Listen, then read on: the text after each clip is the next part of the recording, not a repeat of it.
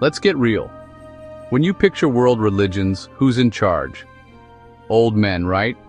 Beards, robes, making the rules. That's the story we're sold, especially about Islam. Men leading, men interpreting, men defining. But here's the twist. Some of the deepest, most influential spiritual practices in Islamic history were pioneered by women. Women weren't just present. They were leading, innovating, and shaping the spiritual heart of the faith. While men focused on laws and politics, women turned inward, developing techniques for mindfulness and meditation centuries before it was trendy. They were spiritual CEOs, building communities and teaching both men and women how to connect with the divine. This isn't just a feel-good story. It's a correction to the record. The stereotype of the passive, silent Muslim woman? It's a myth. From the start, women were scholars, mystics, and spiritual guides, asking the big questions and shaping Islamic mysticism.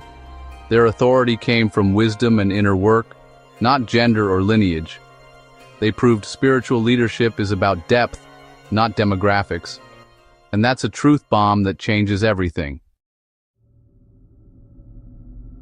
Forget the Hollywood version of meditation. Islamic meditation isn't about emptying your mind, but filling it with the presence of God. It's an active, intentional focus. Your thoughts, heart, and soul tuned to the divine. Practices like muraqabah, watchfulness, tafakkur, deep reflection, and dhikr, remembrance, are all about connecting, not escaping. Dhikr is like a spiritual heartbeat, syncing you with the cosmos. The goal isn't just to de-stress, but to transform, polishing the heart so it reflects divine light. Life's distractions, ego, jealousy, greed, are the rust. Meditation is the polish. This isn't passive, it's a workout for the soul. Islamic meditation is about using your mind's power to focus inward and upward. It's a dialogue with the divine, a journey into your own consciousness. Discipline, focus, and intention are key. It's not about escaping the world, but finding the sacred within the everyday. Your awareness becomes your most powerful tool. That's the real essence of Islamic meditation. Self-care isn't just face masks. It's a spiritual principle rooted in Islam. Muhasabah, or self-reflection, is the original self-care, a daily check-in with your soul. It's not about guilt, but accountability, catching your own mistakes before they grow. The Prophet Muhammad said, "Take account of yourselves before you are taken to account." It's proactive spiritual management, making small adjustments to stay on track. The Quran urges believers to reflect, to ponder, to use their intellect. The universe is a book of signs. Reflection is how you read it. Self-reflection diagnoses what's off. Meditation is the remedy. Identify your spiritual sickness, arrogance, impatience, ingratitude. Then meditate to cultivate the opposite. It's a complete system for growth, inner work as important as outer action. The inner world needs care and effort, just like the outer. Taking responsibility for your soul is the ultimate self-care. That's why reflection is a pillar. Let's zoom in on muraqabah, the art of watchfulness. It's about cultivating constant awareness that God is always present. Not fear, but a sense of being in the presence of someone you deeply respect. Imagine working with your mentor in the room. You do your best, right? That's the vibe. Muraqabah transforms behavior from the inside out, driven by love and respect, not fear. The practice. Sit quietly, focus on your breath, become aware of your body, then expand that awareness to God's presence. It's not about seeing God, but feeling the divine with your heart. You shift from, "I know God is watching," to "I feel God is with me." This awareness makes you a guardian of your own heart. You notice your thoughts and emotions, anger, anxiety, without getting swept away. You observe, not react. Muraqabah gives you the pause to choose your response. It's training for emotional intelligence and spiritual resilience. You become the calm observer in your own storm. That's the power of watchfulness. Now let's meet the spiritual trailblazers, women who didn't just follow but led. Rabia al-Adawiyya of Basra is the icon, but she wasn't alone. Fatima of Nishapur was so respected that top male scholars sought her guidance. Nafisa al-Tahira, a descendant of the Prophet, was a renowned scholar whose prayers were sought by legal giants. Their authority came from spiritual mastery, not titles.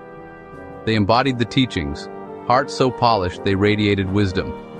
These women proved the path to God is open to all, regardless of gender. Their influence shaped generations of seekers. They didn't just break barriers, they showed there were none. Their legacy is a reminder. Spiritual greatness knows no gender. They redefined what it means to lead, to Rabia al-Adawiyya, godmother of Islamic mysticism, changed everything. Before her, faith was transactional, fear of hell, hope for paradise. Rabia introduced Mahabba, loving God for God's sake alone. Her famous prayer, "If I worship you for fear of hell, burn me in hell. But if I worship you for your own sake, grant me your beauty." She reframed faith as a love affair, not a bargain.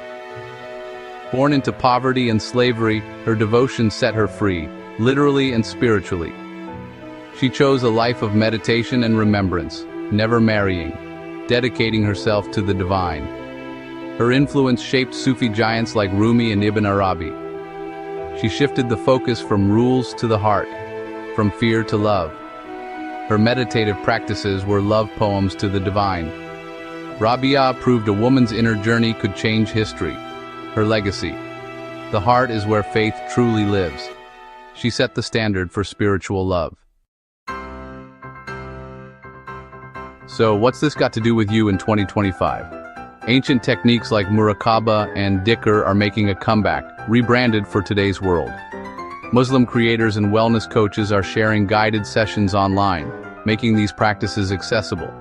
They're using meditation for anxiety, self-reflection for growth, and dhikr for calm.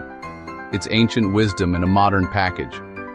This revival is reclaiming a forgotten part of the tradition, putting spirit back in spirituality.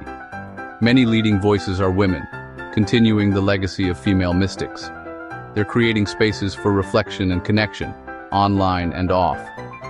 The lineage stretches from Rabia to today's influencers.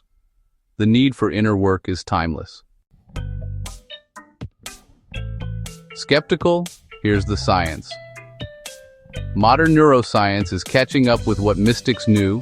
Practices like dhikr and muraqabah change the brain.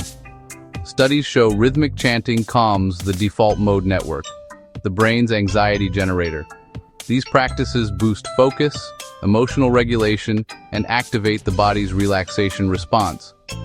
The peace people feel after dhikr isn't just spiritual, it's physiological. Science now validates what faith has taught for centuries. For skeptics, it's a new entry point. For believers, it's awe-inspiring confirmation. You don't need to buy the whole theology to benefit. But for those who do, it's a beautiful convergence of faith and reason. The lab confirms the wisdom of the prayer mat. Ancient practice, modern proof. So, we've uncovered the hidden history of female spiritual leaders and the real story of Islamic meditation. It's not about emptying your mind, but filling it with presence. Rabia taught us to love for love's sake. Ancient wisdom is being revived and validated by science. The big takeaway? The story you've been told is incomplete. It's missing the heart and the women who shaped it. True spiritual authority comes from within, through self-reflection and remembrance. Anyone can access this power, right now. These practices are tools for living, for finding stillness and compassion in a noisy world. Beneath the surface, there's a quiet space of peace waiting for you. The door is open. Will you walk through? There are more stories out there, more truths to discover. Stay curious, keep exploring, and if you want more, you know what to do. Peace.